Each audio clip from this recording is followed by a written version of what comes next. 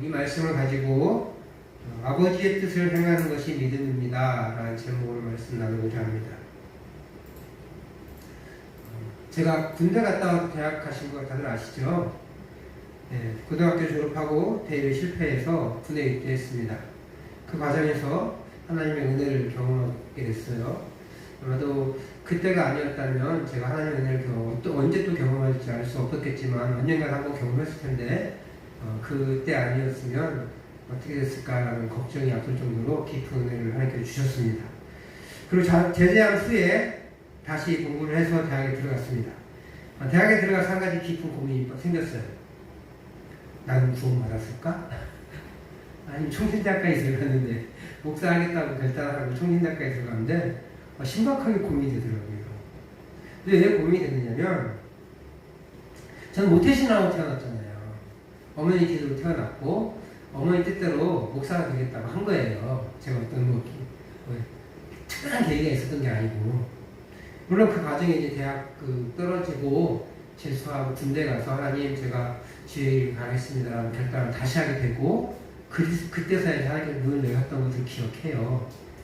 어쨌든 저는 모태신앙으로 태어났고 한 번도 교회 밖을 나간 적이 없어요. 교회 한 번 빠지면 진짜 난리 났거든요, 저희 집은. 근데 내가 죽어서 천국에 갔는데 주님이 만약 지금 저 왔어요 이렇게 흔들었는데 누구세요? 그러면 어떡할까? 저예요, 저. 내가 너를 도무지 모른다. 그럼 어쩌지라는 걱정이 확 드는 거예요. 그래서 한 번은 상담학 시간이었어요. 교수님께 질문을 했습니다. 제가 어려서부터 교회를 수석했고 엄마가 다니라고 해서 다녔고 또 신학대학도 오라고 해서 왔는데 간다고 했었는데 내가 예수님을 믿는 것인지 아니면 단순히 교회를 계속 다녀서 예수님을 믿는다고 여기고 있는지 잘 모르겠습니다. 정말로 내가 천국에 갔는데 지금 좋았어요 라고 했는데 내가 너를 도무지 모른다. 그럼 어떡하죠? 교수님께 물어봤어요. 그분도 신학을 공부하신 분이고 상담학 교수님이시지만 신학을 공부하신 분이거든요. 그럴 일은 없대요. 아마 그럴 일 없을 거야 그러더라고요. 근데도 의심이 들면 뒷동산에 가서 소나무 뿌리 한번 뽑아보래요. 한때 유행했잖아요, 소나무 뽑는 거.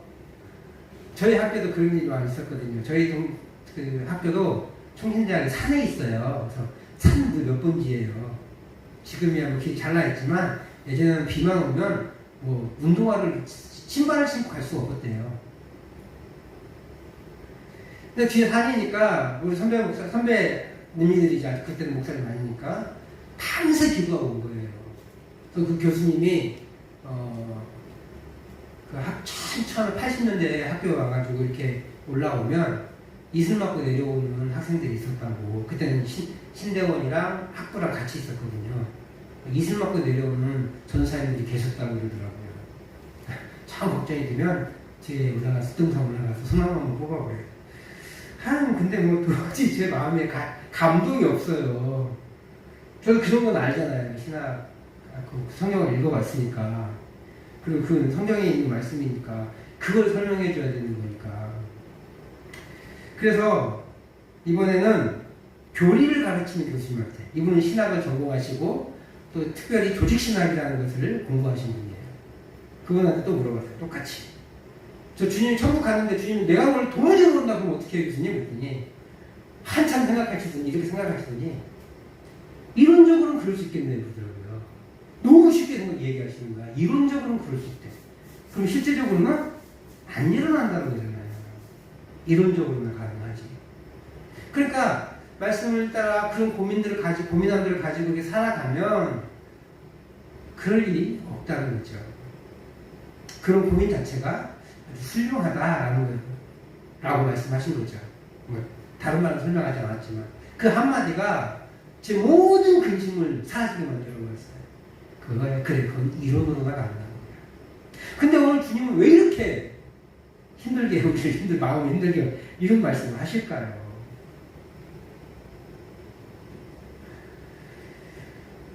저는 이 문제로 다시는 고민하지 않습니다. 지금도 이제 고민하지 않습니다. 사실 이 문제는 구원의 문제라기보다는요, 삶의 문제예요.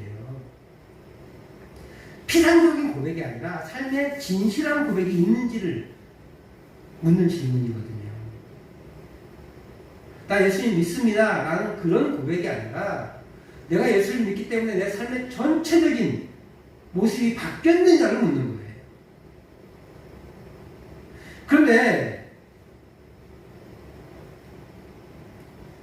20대 중반에 제 최대의 질문이 바로 이 오늘 본문인데요. 제 마음을 온통 흔들었던 그 말, 내가 너를 도무지 모른다. 왜 제가 그럴까요? 왜 그랬을까요? 아까도 얘기했지만 저도 나름 열심히 신앙생활 했거든요. 굉장히 모험적으로 했어요. 내가 말투는 좀 이렇게 거칠고 좀 이렇게 깔랑깔랑해도요, 제 속마음은 얼마나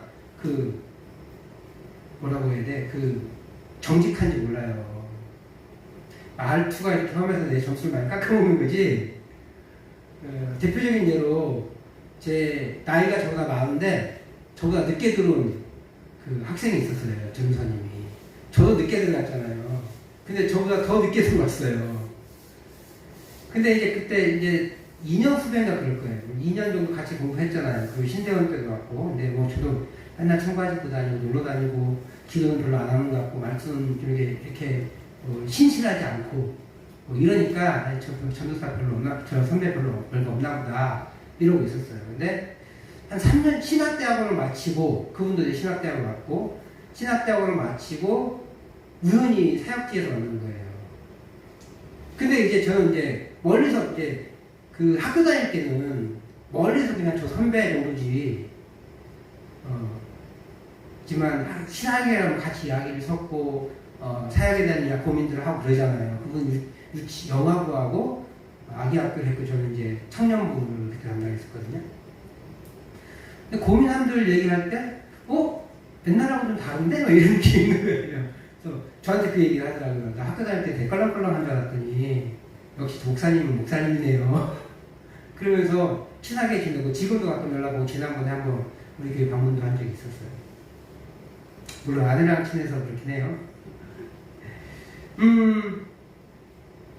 나름 열심히 사는 신앙생활을 했던 사람이란 말이에요. 그런데 그런데도 예수님이 나를 도무지 모른다고 할 수 있다니까 두려웠던 거예요. 과연 이 말씀의 진정한 의미는 무엇일까요? 그것을 한번 살펴보고자 합니다. 오늘 본문이 저를 고민하게 만들었던 이유는 이것이에요. 앞에 거짓 선지자들은 열매가 없거나 나쁜 열매를 맺는다고 그랬어요. 그죠? 그러니까 그 사람들은요, 거짓 선지자들은 딱 봐도 거짓 선지자들이에요. 열매를 보면. 처음엔 모르죠? 그런데 결과가 나타나잖아요. 돈만 밝히고, 칠개범하고, 먹고 즐기고 탐하고, 권력만 누리고, 그럼 대부분 사건이지 않겠어요? 그렇잖아요, 우리가 생각하기에. 근데, 오늘 본문은요, 오늘 나오는 본문들은, 그들의 열매가 나쁘지 않아요. 이 사람들은 주님의 이름으로 예언을 했어요. 주님의 이름으로 귀신을 쫓아냈어요. 뿐만 아니라 주님의 이름으로 많은 기적들을 행합니다.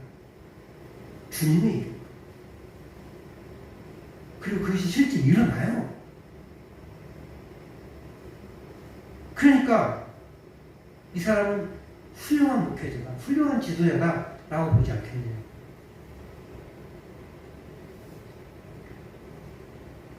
주님의 이름으로 힘입어 권능을 행하는 사람이라면 당연히 주님의 사람이요, 주님의 힘으로 어떤 능력이지 않겠냐고요.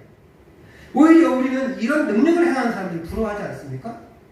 나도 저런 권능이 있었으면 좋겠다. 특히 목사라면 안수하면 귀신 쫓아내가지고 말씀 한마디에 사람이 뒤집어지고, 그래서 정말 예수님이 신실하게 믿는 사람이 되고, 그럼 얼마나 좋겠어요. 그런데 주님은 이런 사람들을, 이런 행동을 불법을 행하는 것이라고 표현하고 있어요. 불법. 여기서 말하는 불법은 세상에서의 법에 반대 이런 의미가 아니라 하나님의 뜻에 어긋나 있는 삶,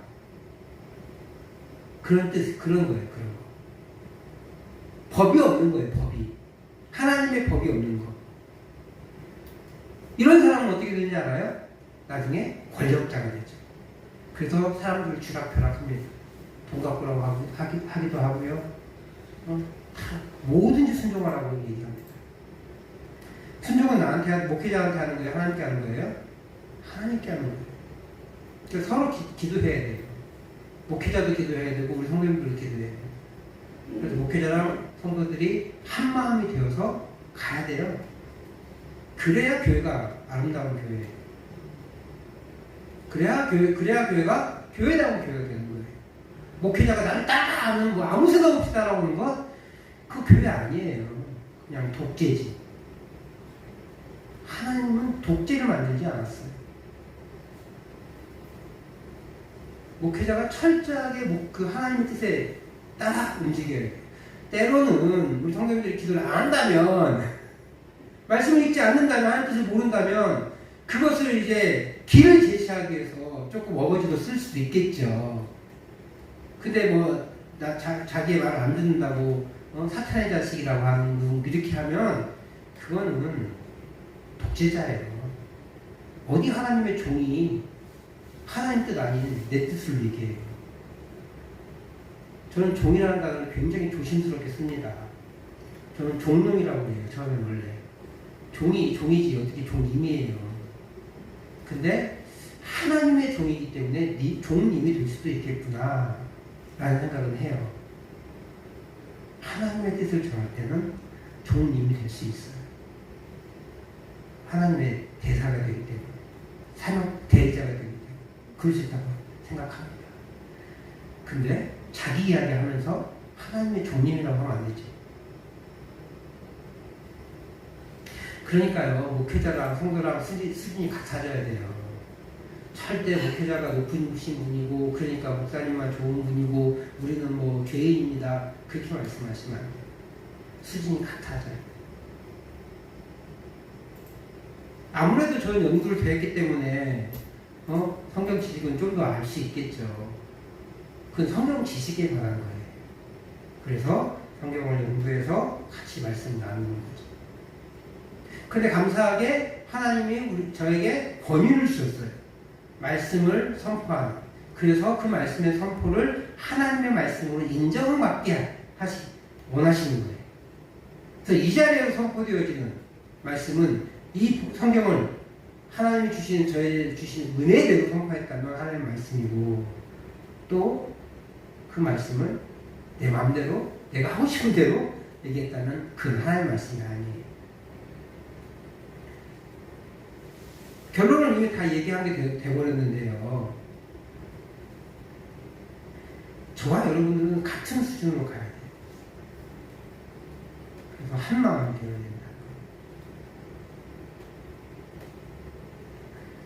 어쨌든 이 사람들은 좋은 열매를 맺는 사람들이에요. 능력자예요. 그런데 불법이라고 거예요. 불법.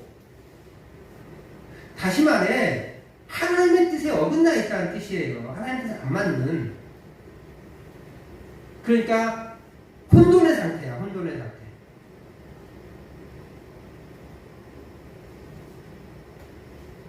사람들은 어느 누구도 이것을 불법이라고 여기지 않을 거예요. 기적이 일어나는데.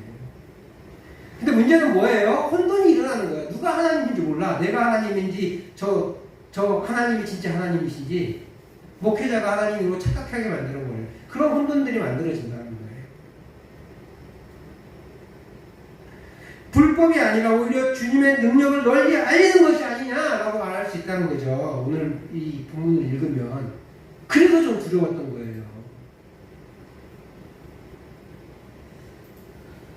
똑같은 일을 하는데 이게 목사님들이 교수님들이 해석해주면 얼마나 좋아 진짜.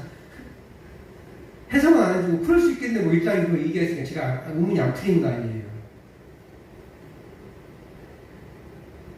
불법을 행하는 것이 무엇인지 이것이 어떤 것인지 설명을 못 해준 것 같아요. 저도 잘 몰랐겠죠 여기를.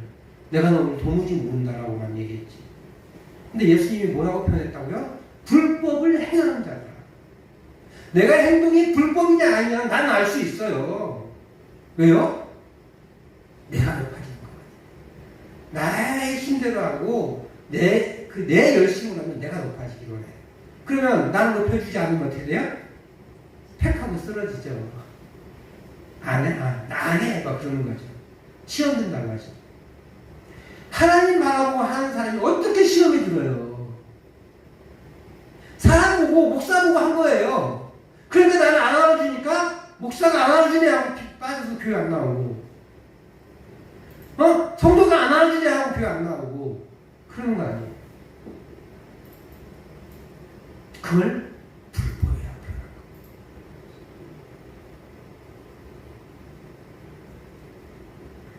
보세요. 주님이 마태복음 21장에서 마태복음 12장에서 귀신을 쫓아낼 때요. 바리새인들이 옵니다. 바리새인들이 귀신의 왕 바알세불을 힘입어서 귀신 쫓아내는 거네? 라고 말해요. 그러니까 주님이 뭐라고 하시냐면요. 이렇게 말씀하세요.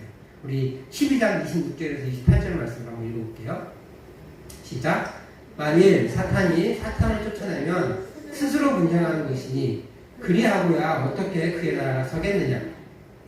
또 내가 바알세불을 힘입어 귀신을 쫓아내면 너희의 아들들은 누구를 힘입어 쫓아내느냐. 그러므로 그들이 너희를 재판관이 되리라. 그러나 내가 하나님의 성령을 힘입어 귀신을 쫓아내는 것이면 하나님의 나라가 이미 너희에게 임하였느니라. 아멘.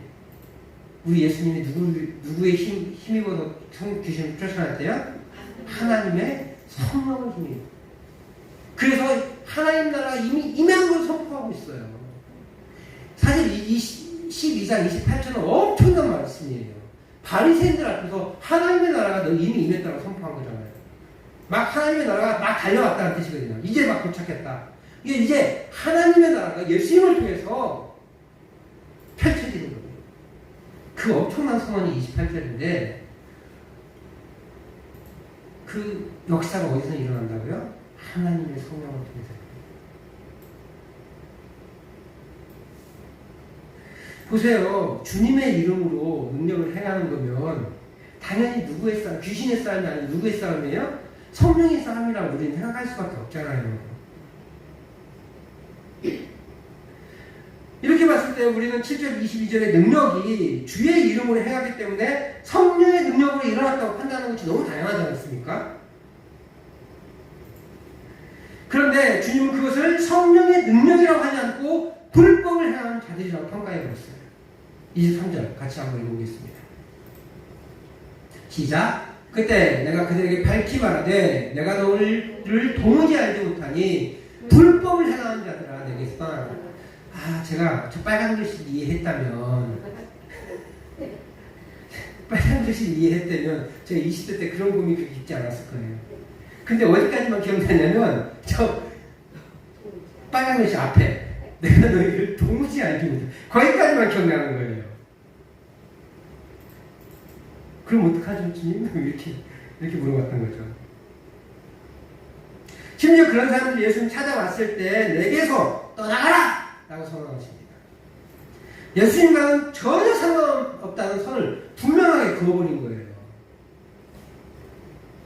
그들은 예수님의 이름으로 능력을 행했는데 예수님께서 받으시기에는 예수님과는 전혀 상관없는 일이라는 거예요.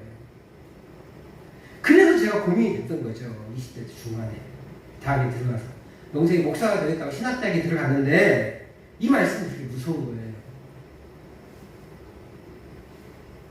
그렇게 이 말씀은 제 대학생활의 한 부분을 강하게 타격했어요. 그렇다면 그리스도인의 천국의 삶은 어떤 것을 말하는 겁니까? 21절 말씀 한번 같이 읽어볼게요. 21절 시작. 나더러 주여 주여 하는 자마다 천국에 들어갈 것이 아니요 다만 하늘에 계신 내 아버지의 뜻대로 행하는 자라야 들어가리라. 아버지의 뜻을 행하는 자라야 천국에 들어간다고 말합니다. 분명하게 말하고 있죠. 그 다음에 이제 그에 대한 설명을 해주고 계신 거거든요. 능력 행함 별거 아니냐라고 얘기하는 거예요. 그러니까 불법을 행하는 자도 되는 거예요. 능력이 중심이 되면 불법이 될 수밖에 없다는 거예요. 뭐가 중심이 돼요? 아버지의 뜻. 그럼 아버지 뜻이 무엇인데요? 이제 그 길을 좀 찾아내야 되죠. 그 뜻을 행하는 자가 바로 하나님 나라의 백성으로 온전한 자격을 누린다는 거예요. 하나님 아버지의 뜻을 행하는 자라야만 하나님 나라의 백성으로서 삶을 산다는 거예요. 다시 말해 이것은 하나님 아버지 하나님과 상관없는 종교적 활동들이 교회 안에 많이 있을 수 있다는 거예요. 다시 말하면 자기 자신을 속일 정도의 충분할 정도로 인상적인 종교활동, 아까처럼 기적을 해간다는 거지. 여러분 혹시 우리 권사님들은 그런 세대이시죠? 예언 기도를 많이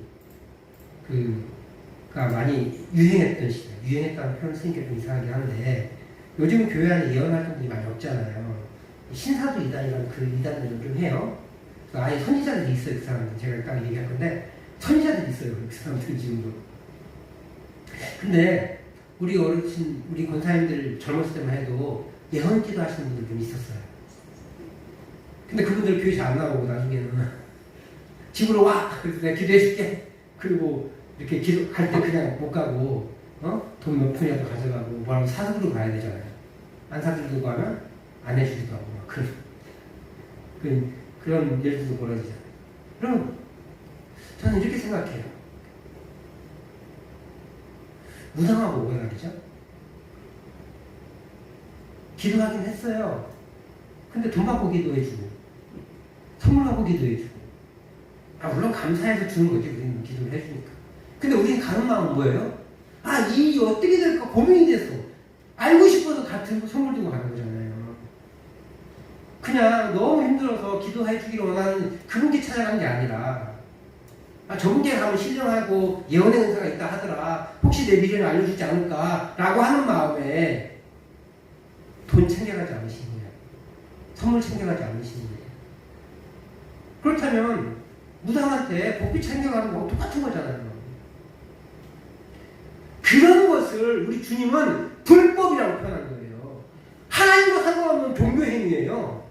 그 권사님인지 아닌지 모르겠지만 그 기도하시는 분이 하나님의 이름으로 하고 있지만 하나님께서 그 미래를 알려주신 것인지 귀신이 하나님으로 가상해서 알려준 건지 우리는 알 수 없어요.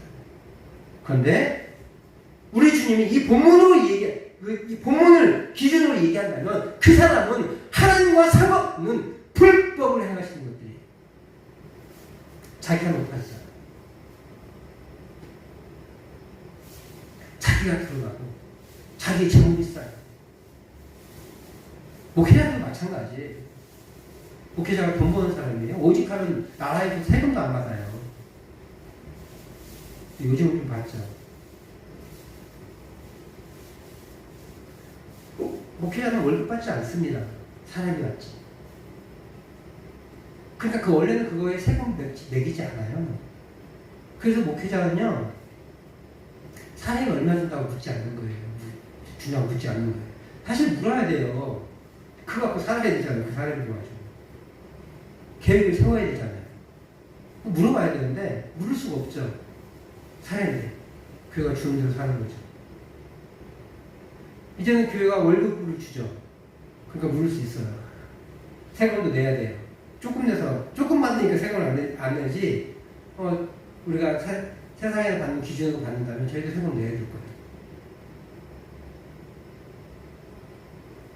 다시 본문으로 돌아가면은요, 그 기도하시는 분은 자신을 속이기에 충분할 정도로 인상적인 종교 활동을 하고 계신 거였어요. 그러니까 하나님의 뜻과 상관없이 자기의 뜻에 따라 행해지고 있다고 행하고 있는 거예요. 하나님의 이름을 빙자해서.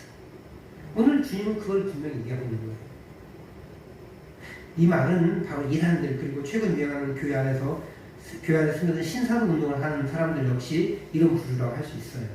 아까도 얘기했지만 신사도 운동 이거 무슨 말이냐면 새로운 사도예요. 우리는 사도를 누구라고 얘기하죠? 바울, 베드로, 요한, 안드레 이런 사람들 예수님이 직접 선택하신 12명의 사람들에 더해서 한 명 더 바울 정도 그리고 또 한 명 더해서 바나바 정도까지. 바나바는 직접 얘기하지 않지만 바나바도 그 사도로 인정합니다. 그래서 보통 14명, 조금 타이트하게 하면 13명 정도로 얘기하죠. 그리고 그 사람들을 그 사도들에 의해서 직접 가르침을 받은 사람들은 그 다음 세대의 사도, 그래서 속사도라고 하거든요. 그 다음부터는 사도라고 얘기하지 않아요. 근데 이 사람들 자기가 사도래요. 예수님, 하나님의 그 음성을 직접 듣기 때문에. 자기가 듣는 하나님의 음성은 성경의 권위에 준한다고 얘기해요. 만약에 자기가 들은 음성이 성경하고 반대되는 얘기가 있으면 누가 우선이겠어요? 성경이 우선이겠어요? 성경이라는 기준에 있으니까 내가 거기에 반하면 내가 잘못 듣고 있구나 라고 판단할 수 있는데, 성경과 동등한 기준에 있으니까 성경이 틀렸네라고, 시대가 바뀌었으니까 내가 맞네 이렇게 주장하는 거거든요. 그래서 그 사람들이 이단인 거예요. 그 사람들은요, 우리가 훨씬 탁월해요. 하루에 6시간, 7시간씩 기도합니다. 우리 할 수 있어요? 어쩌다 한번 할 수 있겠죠. 저도 철학기도 해보고 그랬어요. 혼자 12시간 밤 12시부터 새벽 4시까지 기도하는 때 있고요. 한 적 있어요. 근데 매일은 못하겠어요. 근데 매일 한대요. 예언이라고 부르는 미래를 점치기도 합니다. 이가 상했는데 치료하면 이가 상하면 아말감이랑 까만 거 혹은 흰 거에다 붙여주잖아요. 그걸 근무로 바꿔요. 대단하지 않아요? 병을 고치기도 하고 집회하면 특이한 현상들이 일어납니다. 사람들이 막 기어다니고 떼굴떼굴 부릅니다. 그런데도 거기에 하나님이 없을 수 있다는 거예요. 하나님의 뜻을 온전히 실행하지 않으면 아무리 화려하고 아무리 멋진 신앙 고백일지라도 아무리 화려한 능력을 행했을지라도 하나님 나라의 백성이 될 수가 없습니다. 결국 삶으로 증명되지 않는 신앙 고백은 아무 의미 없다는 거예요. 지난번에 얘기했잖아요. 제가 아내한테 사랑한다고 고백했는데 딴 여자만 만나고 있으면 아내는 제가 사랑한다고 믿겠냐고요. 제가 아내를 사랑한다고 믿겠냐고요. 내가 아내를 사랑한다는 것을 증명해내야 돼요. 말로든 행동으로든 돈으로든 증명해내는 거예요. 어떤 사람은 돈으로 사랑을 증명합니다. 어떤 사람은 말로 증명합니다. 어떤 사람은 주자와 같이 있으면서 증명합니다. 어떤 사람은 일을 도와주면서 증명합니다. 어떤 사람은 다 하면서 증명합니다. 결국 뭐예요? 행동으로 증명을 해내는 거예요. 사랑한다는 것을. 하나님도 마찬가지라는 거예요.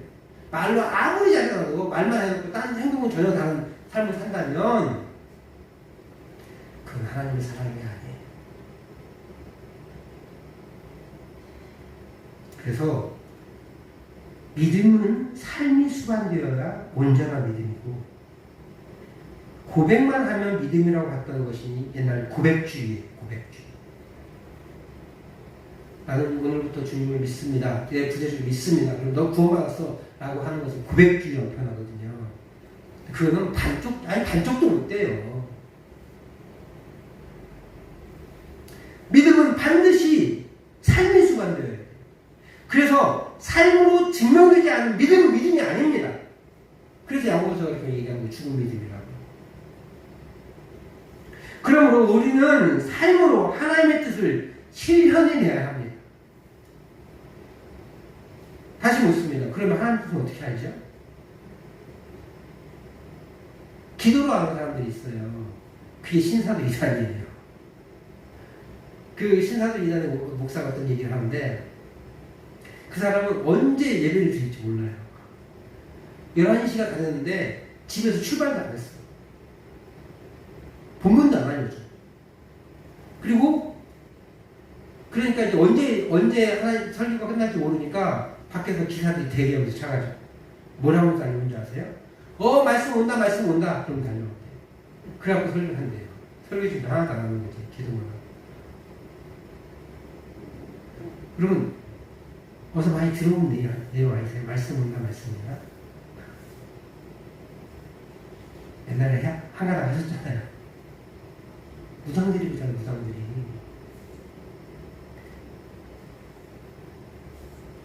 하나님의 뜻은 구약의 사람들은요, 하나님의 뜻을 알고 있었어요. 창출을 내린 신, 이게 하나님의 율법서, 토라라고 하는 율법서들이에요.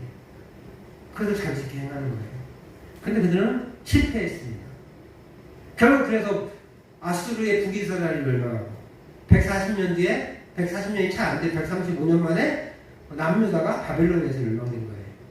그리고 바벨론은 70년 포로기를 거쳐서 다시 돌아와서 에스라와 그 느헤미야를 통해서 말씀 부흥 운동이 일어나요.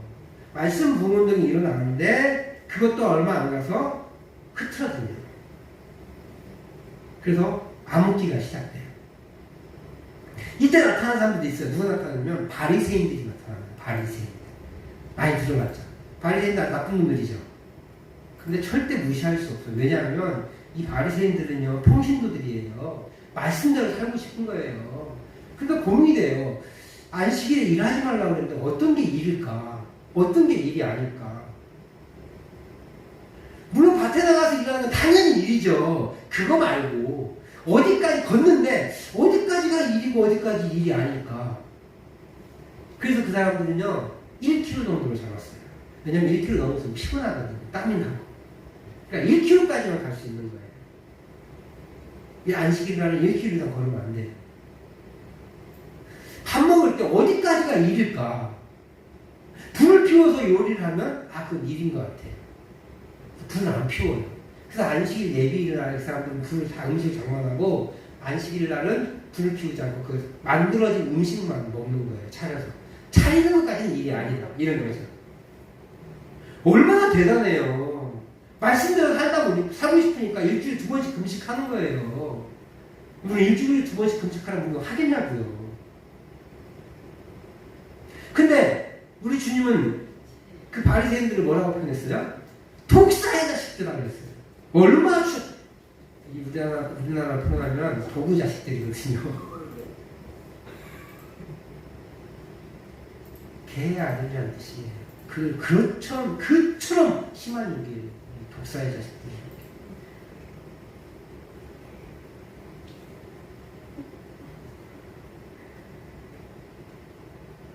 하나님의 말씀만 실천한다고 그 인사가 아니라는 거예요. 이 이스라엘 사람들이, 특별히 바리새인들이 보여주고 있어요. 그래서 그들은 장로의 유전을 만들어 놓거든요. 300개가 넘어요.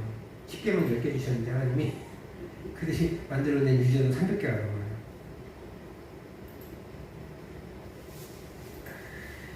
왜 주님은 그들에게 바리새인들에게 독사의 자식들아라고 표현했을까요? 왜 그럴까요?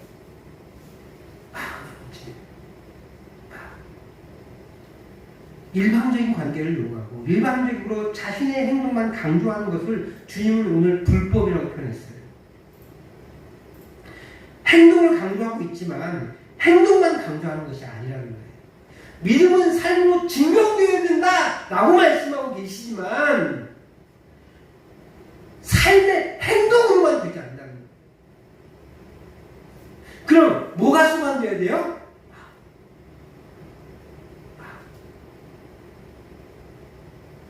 그게 감사한 게요.